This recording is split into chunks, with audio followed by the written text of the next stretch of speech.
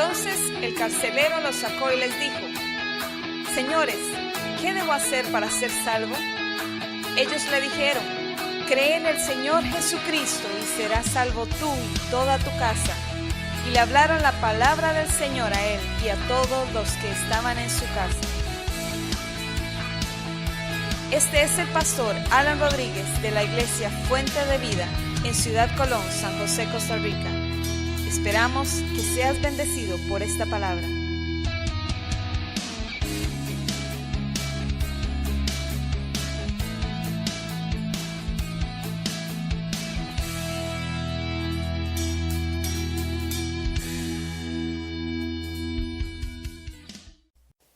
Primero de Samuel, busquen ese libro, Primero de Samuel, en el capítulo 17, es un pasaje muy conocido, que nos deja demasiadas enseñanzas. Hoy no vamos a hablar nada de doctrinal. Hace 8 días estuvimos tocando un tema doctrinal muy básico en la vida cristiana, para la vida cristiana, pero hoy no. Yo quiero animarlos hoy. El Espíritu Santo puso este mensaje en algún momento, por allá de unos 6 años atrás, compartí algo, pero ustedes saben que con los años cambian las perspectivas de nosotros, cambian nuestra manera de ver las cosas y también cambian la situación. Hemos pasado muchas cosas y quisiera compartir primer libro de Samuel, capítulo 17, es el famoso pasaje o famoso capítulo acerca de Goliat y de David. ¿Qué más nuevo podemos aprender de Goliat de David y de Goliat? De esa historia, de esa experiencia. Y yo quisiera leerlo todo, pero se hace un poco complicado porque es mucho. Entonces, yo le invito a que, si usted no se ha leído todo el capítulo 17 de Primero de Samuel, no deje de leerlo hoy mismo cuando llegue a su casa. Yo tal vez voy a meterlo en el contexto. Por supuesto, le voy a decir qué era lo que estaba pasando. Y tal vez le vaya a mencionar unos versículos para que tal vez los vean o usted los tenga en su Biblia.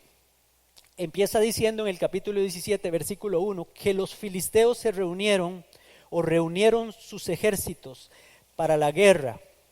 Los enemigos de Dios se congregaron en Soco, que es de Judá, y acamparon entre Soco y Azeca, en Efes Damid, en un lugar ahí. Estaban con un valle en el medio, y unos en una colina y otros en otra colina.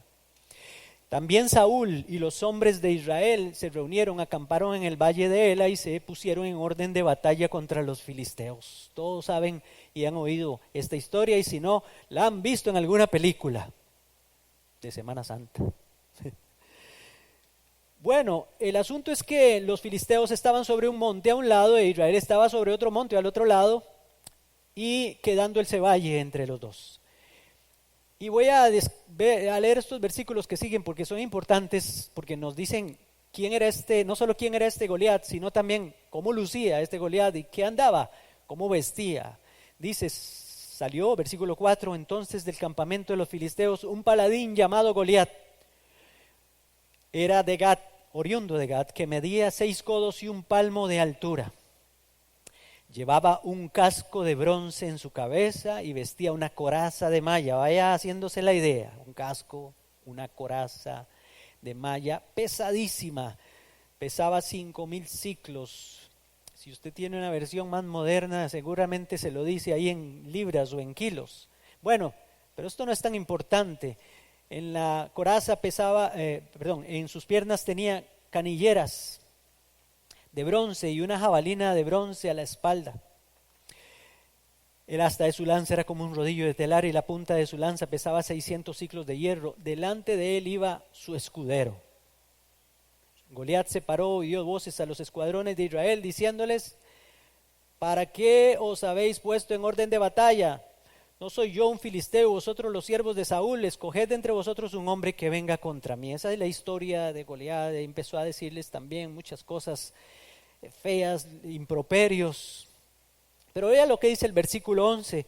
Al escuchar Saúl y todo Israel estas palabras del filisteo, se turbaron y tuvieron mucho miedo. Qué tremendo. Y vamos a empezar por ahí, creo. Bueno, también a la batalla llegaron los 3 hermanos mayores, o uno de los hermanos mayores de David. Recuerden que David era el menor. Y fueron a la batalla.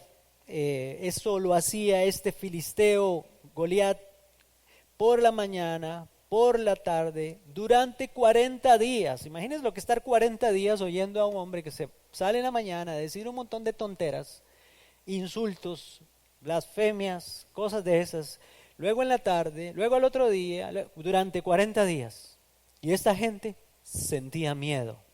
¿Para qué fueron a la batalla? ¿Para qué tenían un ejército? Digo yo.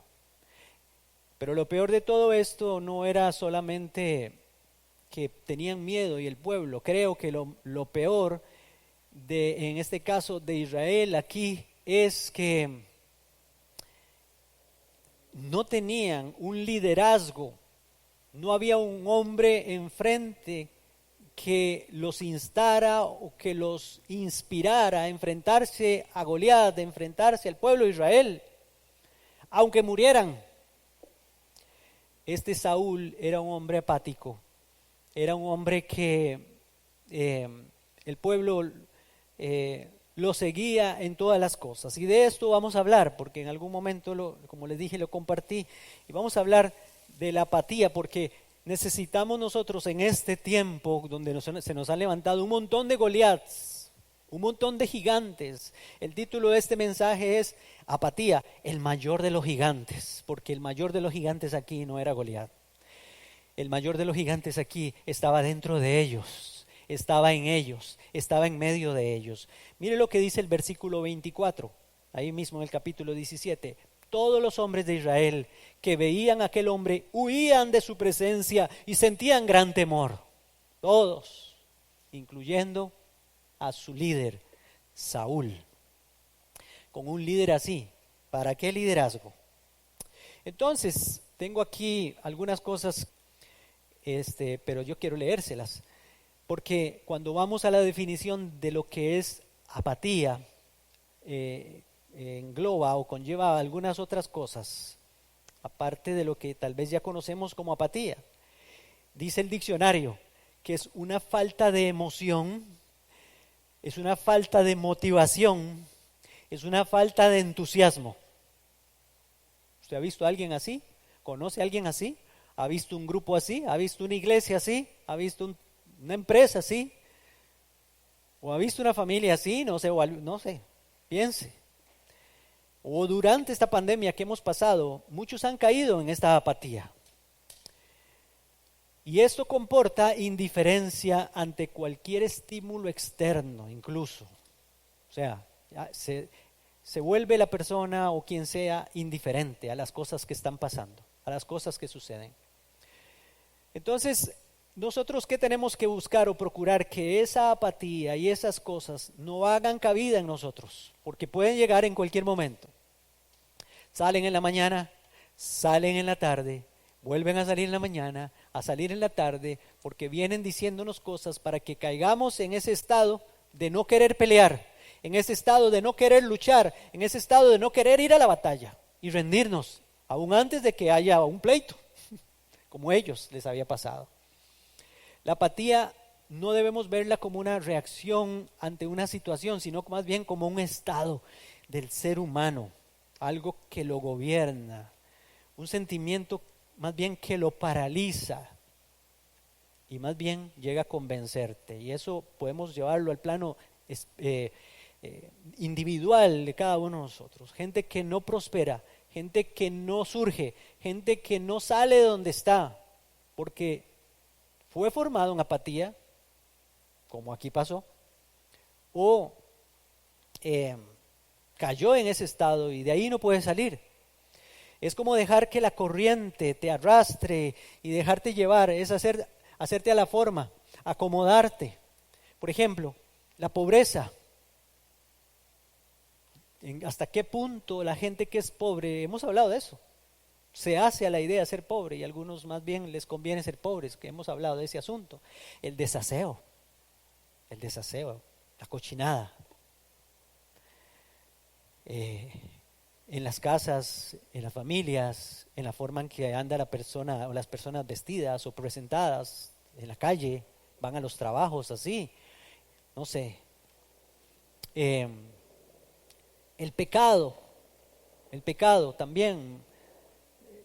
Algunas personas están haciendo lo peor, cometiendo las peores cosas que pudiera cometer en la vida y aún así cayeron en esa apatía que ya no les importa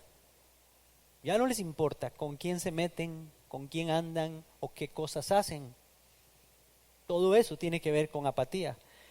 Conlleva falta de lucha, falta de esfuerzo. Por supuesto, en medio de todo esto está la vagancia y la pereza. La vagancia y la pereza. Entonces, hace un tiempo, algún grupo que estábamos, creo que era el liderazgo de la iglesia, les había leído los 10 mandamientos del vago, ¿verdad? No sé si se acuerdan los 10 mandamientos del vago.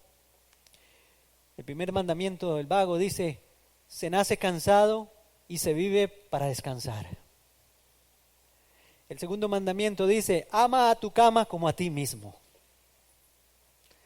El tercero dice: si ves a alguien descansar, ayúdalo. El tercer mandamiento dice: descansa de día para que puedas dormir de noche. ¿Qué le parece? El trabajo es sagrado, dice el quinto mandamiento del vago. No lo toques, es sagrado. Aquello que puedas hacer mañana, no lo hagas hoy. Trabaja lo menos que puedas, lo que tengas que hacer, que lo haga otro. El octavo mandamiento dice: calma, nunca nadie murió por descansar. El noveno dice: cuando sientas el deseo de trabajar, siéntate, espera hasta que se te pase. Y el décimo mandamiento del vago dice: si el trabajo es salud, todos lo conocemos, ¿verdad? Que trabajen los enfermos. La apatía dice algo así. La apatía dice: siempre lo hemos hecho así, ya no lo hagamos diferente. Hemos oído a algunos de estos políticos decir algunas frases que tal vez en el cristianismo hemos oído. Nunca vamos a poder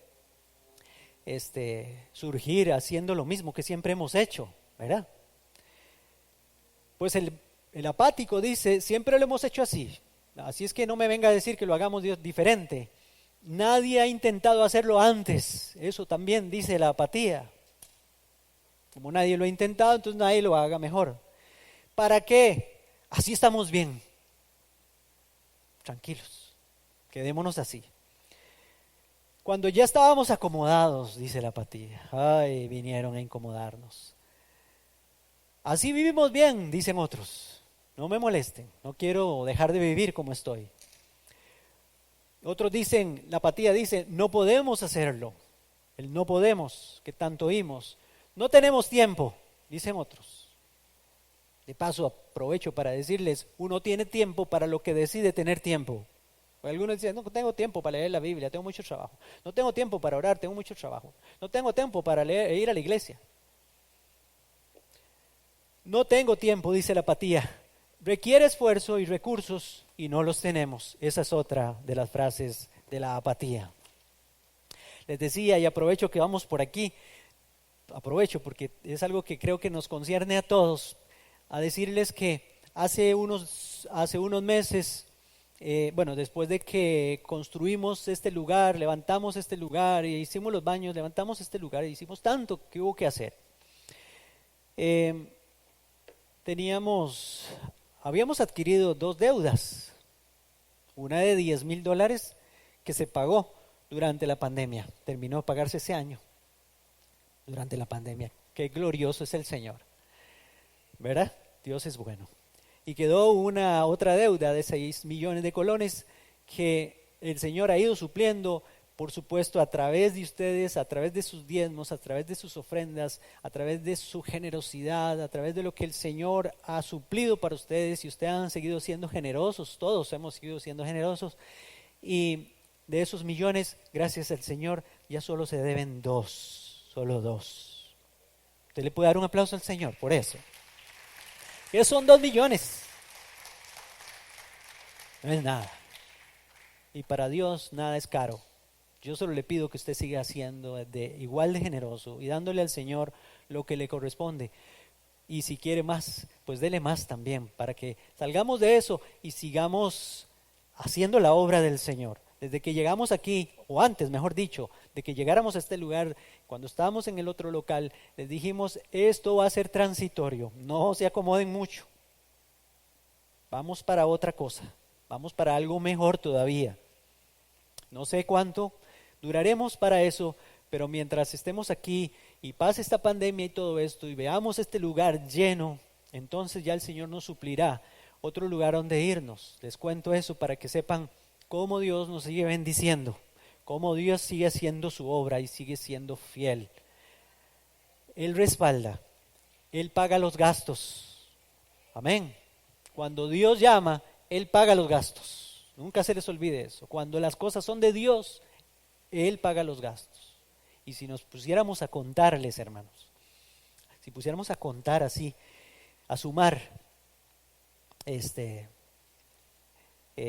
no sé, yo me imagino, anda por ahí de que después de que nosotros no teníamos nada, por decirlo de alguna forma, hemos hecho una inversión, o este lugar y todo lo que hemos hecho aquí, por lo menos ha salido como en unos 27 millones de colones.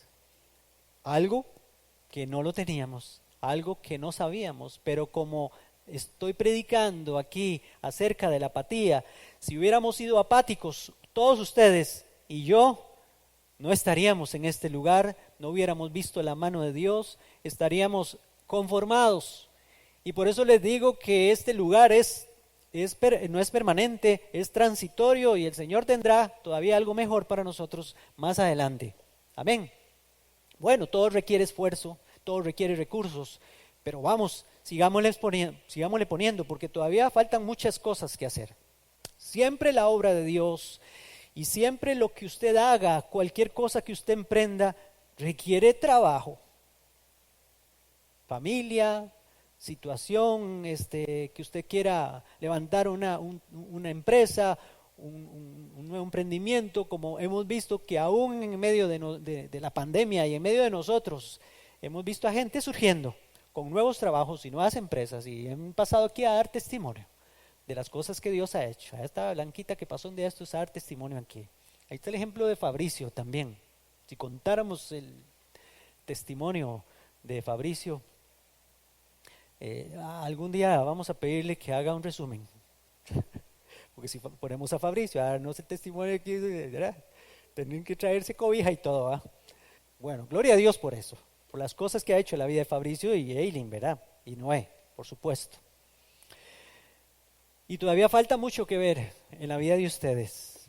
Y y además de todo, Dios levantó ese ministerio de misiones a través de ellos, que vamos a ver todavía, estamos empezando apenas.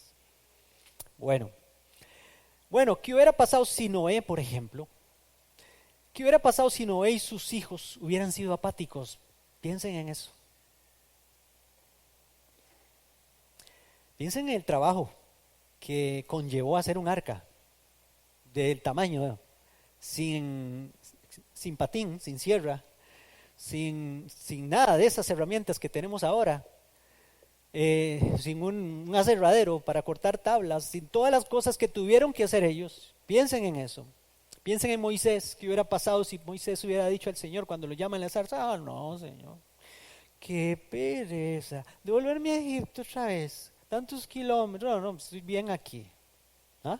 Imagínense ustedes, imagínense si Josué hubiera sido apático cuando el Señor lo llama a introducir al pueblo a la tierra prometida y conquistarla. Vemos entonces ejemplos de grandes hombres como Samuel, como David, que estamos viendo, como Esdras, como Nehemías, reconstruyendo los muros. En el tiempo de Esdras reconstruyó el templo, tantas cosas que hicieron. Ni qué hablar de Jeremías, de Ezequiel, a Daniel lo hemos mencionado. Bueno, el apóstol Pablo, ni qué decir. ¿Qué pasaría si Jesús hubiera sido un apático? ¿Qué hubiera pasado? Nada, no estaríamos aquí.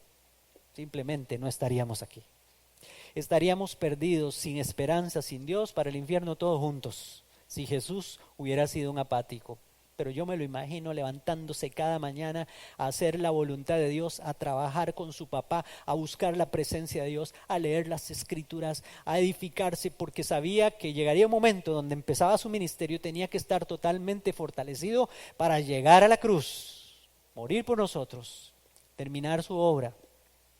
Entonces, hay muchos ejemplos de la Biblia de personas que no fueron apáticos, pero también hay otros ejemplos de apatía, y entre ellos está este ejemplo que estamos viendo hoy. Y quiero sacar algunas cosas así rápidamente, porque esta es una historia, la que estamos viendo aquí de David y del pueblo, del ejército de Israel y Saúl y Goliat. Es la historia de un pueblo apático que tuvo que ser movido por un hombre diferente, que fue David. ¿Qué aprendemos aquí? Algunas cosas. Cuando me relaciono con apáticos, no hay otro resultado que terminar apático. Así es que espabilese, póngase vivo, no sea que lo estén arrastrando usted a la apatía de aquellas personas que están cerca suyo. La apatía produce temor en mí, lo vieron ahí, varias veces dice que se llenaban de temor.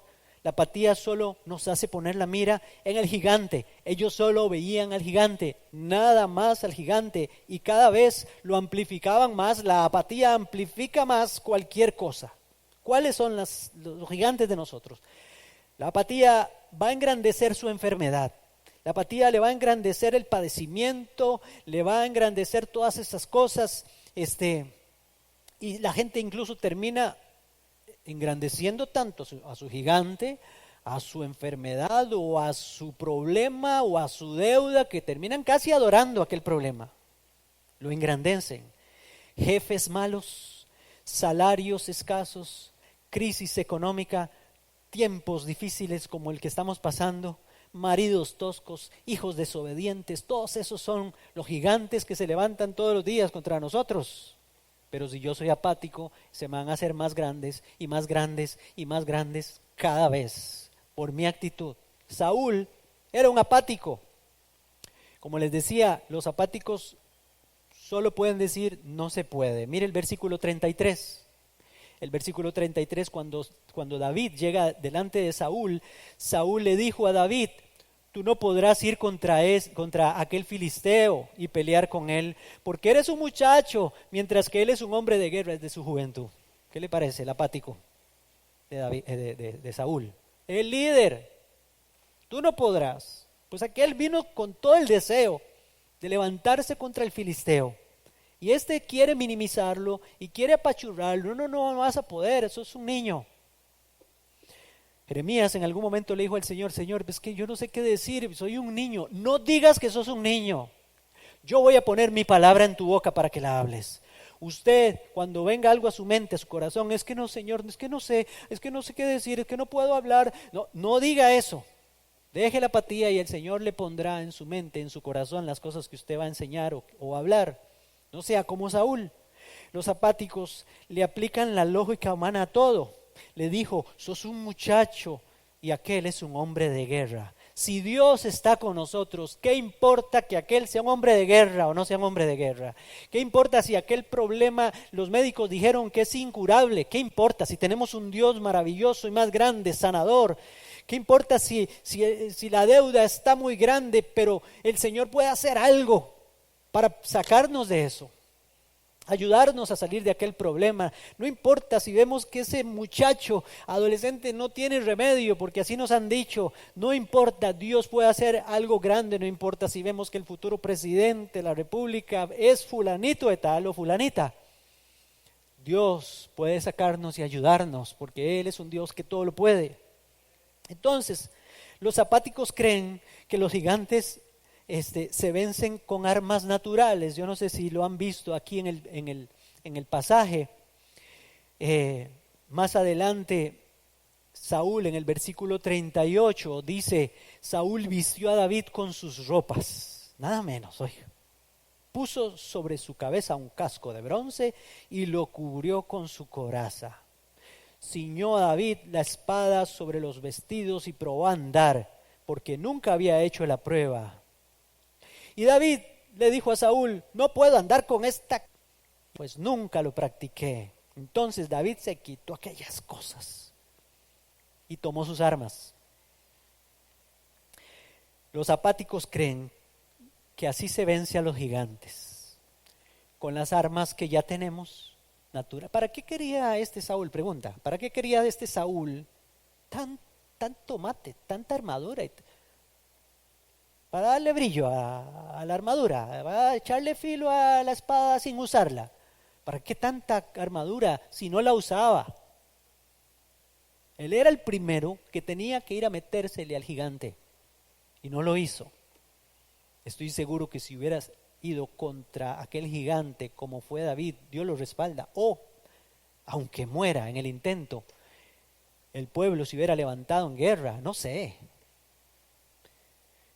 Pero así no se vence a los gigantes, con títulos, con salarios, con abogados, con doctores. Así no se vence al gigante. Al gigante se le vence en el nombre de Jesús y por la fe, como hizo David. David nos enseña cosas, que la apatía viene cuando quitamos los ojos de Dios y los ponemos en el gigante. Ahí viene la apatía. Cuando le quitamos los ojos a Dios y empezamos a ver más aquello que está pasando alrededor. Cuando empezamos a ver más la pandemia, el COVID y toda la situación que está a nuestro alrededor. Y ya dejamos de ver al Dios que está sobre todo. David decide ver lo que los demás no ven y rechaza ver lo que todos están viendo. Hay que ver a Dios y rechazar al gigante como hizo David. ¿Qué está viendo usted? Es la pregunta. ¿Qué está viendo usted? Yo no sé cuál será su gigante hoy, o en esta semana, o en estos días. Pero yo le recomiendo que imite a David. Como se los dije en algún momento, no sé si cuando prediqué acerca de este pasaje otra vez, David no miró el tamaño ni las armas de Goliat. Ya leímos del tamaño y las armas de Goliat, ya las leímos. David no miró esas cosas, David vio al Dios que tenía. ¿Por qué? Porque la gente se especializa en el problema. Ve tanto el problema, ve tanto la enfermedad, ve tanto la situación que todos ahora somos especialistas en COVID.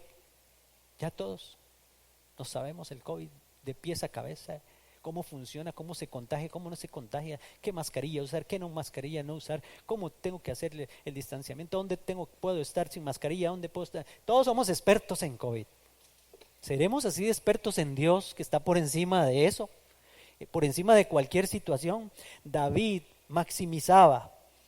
Cuando nadie había hablado de Dios, David maximizaba a Dios, porque cuando nadie había hablado de Dios, usted lee todo el pasaje, nadie había hablado de Dios, solo de Goliat hablaban, solo del gigante hablaban.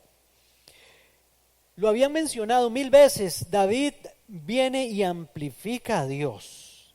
Y cuando yo amplifico a Dios, esto se los decía hace unos días, cuando yo amplifico a Dios, automáticamente minimizo el problema, minimizo a Goliat. Porque yo estoy exaltando, adorando, alabando al Dios que está por encima de cualquier problema y cualquier Goliat que se levante. Es automático. Así es la fe. La fe engrandece a Dios y minimiza el problema. Jesús dijo que si tenemos fe, aún como el tamaño de un grano de mostaza, le podemos decir a este monte, ve, quítate de ahí y échate al mar. Estaba hablando el Señor, no en sentido literal, pero estaba hablando de que cualquier problema, de cualquier situación grande, si tenemos fe, le podemos hablar. ¿Por qué es eso? Porque la fe hace pequeñas aquellas cosas. Si usted engrandece al Dios suyo, lo pequeño se mueve muy fácil las cosas grandes se mueven muy fácil porque las hacemos pequeñas por medio de la fe. Cuando yo tengo fe y mi fe es más grande que el problema, entonces se vuelve pequeño aquel problema y lo podemos mover como si nada. El mismo Dios, oiga, que me ayudó antes, dijo David, si ustedes leen el pasaje entero, me va a ayudar ahora. Y eso no debemos de dejar de recordarlo. Bueno, ¿por qué rechazó David la armadura de este Saúl cuando se la quiso poner? Porque era la armadura de un apático. Estaba igual que los otros. David se llenó de ira por ver a aquellos, sus hermanos, en el mismo plan de apatía. ¿Cuál armadura andaba David? Pues la armadura de Dios. Tenía una coraza de fe. Tenía la espada del Espíritu, que es la palabra de Dios. Tenía la coraza de justicia, la justicia que solo viene de Dios. El calzado por el celo de anunciar el Evangelio. Él exaltó a Dios, proclamó el Dios de Israel. Eso es como anunciar el Evangelio, lo que hizo él delante de todos ahí y delante de Goliat le habló. Esa espada del Espíritu la tenía en su corazón, aunque llegó con una honda y una piedra. Cuando hablaba con la espada del Espíritu, que es la palabra de Dios. Entonces David se quitó aquellas cosas, la armadura de los apáticos, ya lo leímos, y entonces comenzó a bendecir a Dios, exaltarlo. Y también sucedió algo aquí, cuando este hombre comenzó a maldecir a David, se metió en un problema.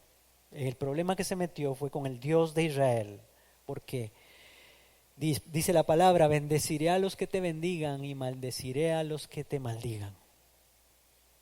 Entonces repose en Dios, llévele las cosas al Señor, pelee en oración, batalle en oración delante del Señor, y las cosas van a ir muy diferentes. David maximizó a Dios, minimizó a Goliat. Leemos unos versículos y con esto terminamos. Ve al versículo 45 en adelante. En el versículo 43, Goliat maldijo a David invocando sus dioses. Y le dijo en el versículo 44, ven hacia mí y daré tu carne a las aves del cielo y a las bestias del campo. Eso quiere hacer el enemigo. Así amedrenta a Satanás y así amedrentan los problemas. Pero David le respondió, tú vienes contra mí con espada, lanza y jabalina, pero yo voy contra ti en el nombre de Jehová. Nosotros tenemos un nombre que es sobre todo nombre.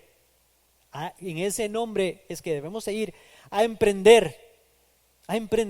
Si usted quiere hacer un emprendimiento, quiere empezar un nuevo trabajo, una nueva empresa o algo, deje de estar pensando en el COVID, deje de estar pensando en la situación, deje de estar pensando, entrégueselo al Señor y camine con fe.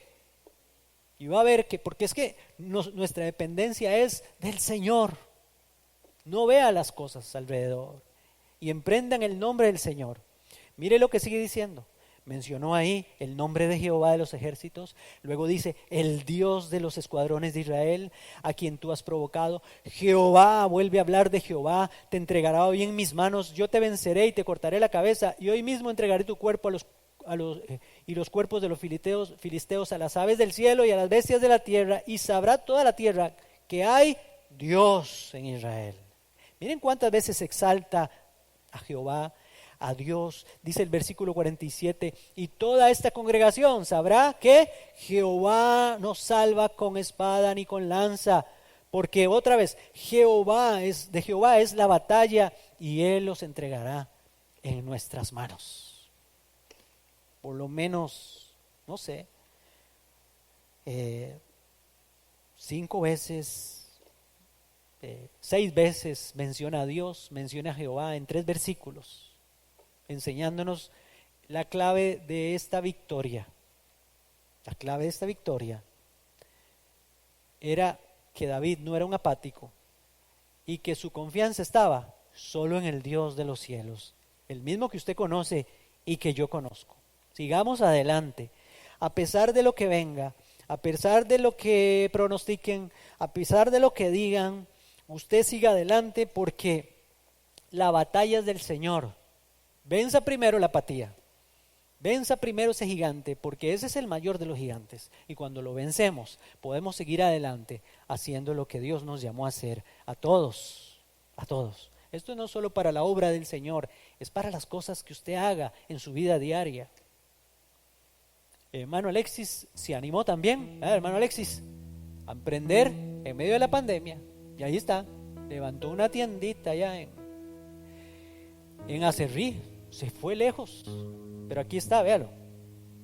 Toda la semana se va para allá, pero luego viene el domingo a cargar baterías, a oír la palabra y seguir adelante, porque su Dios es el Dios de David.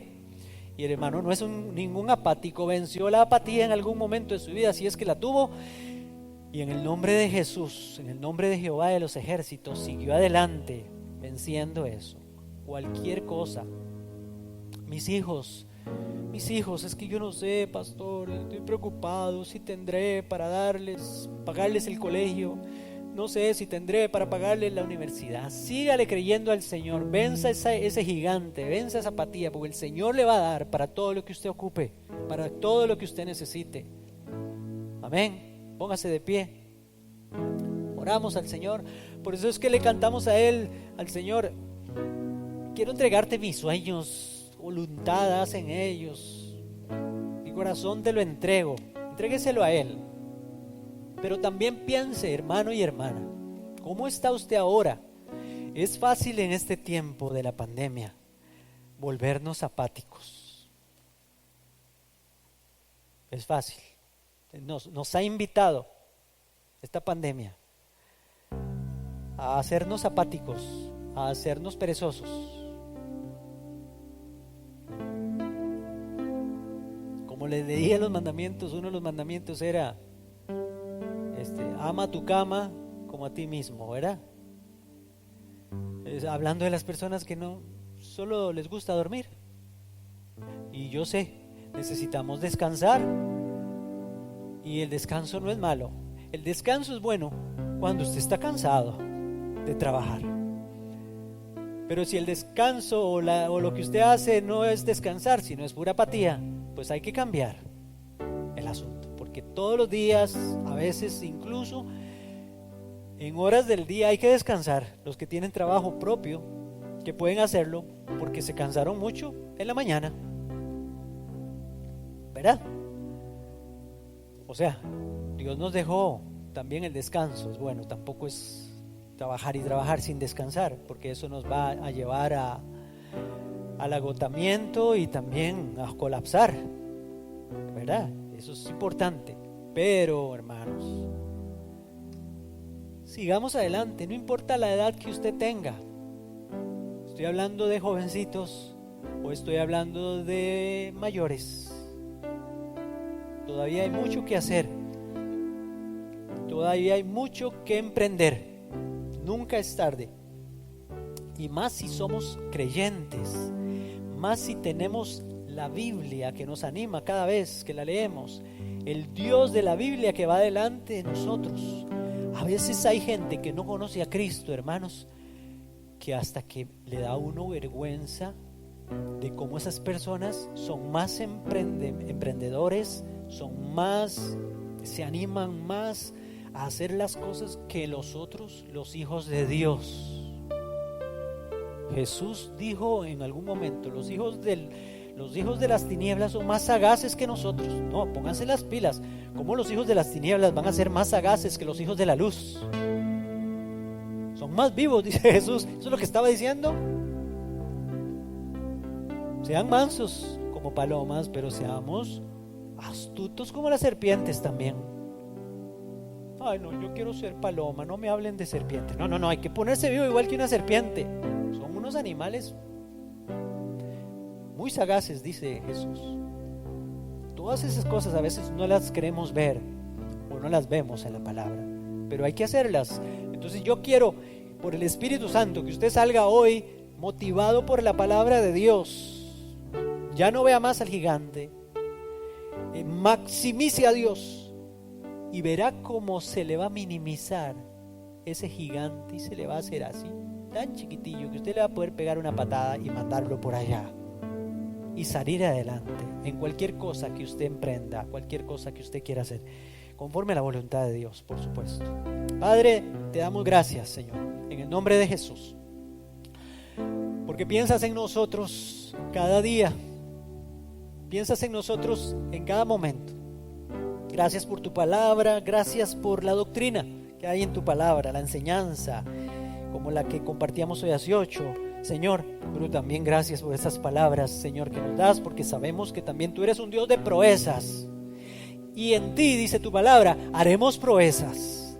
Tú eres un Dios, Señor, que le gusta, Señor, manifestar su poder, manifestar su gloria, como lo hiciste ahí, por medio de ese muchacho, por medio de un niño.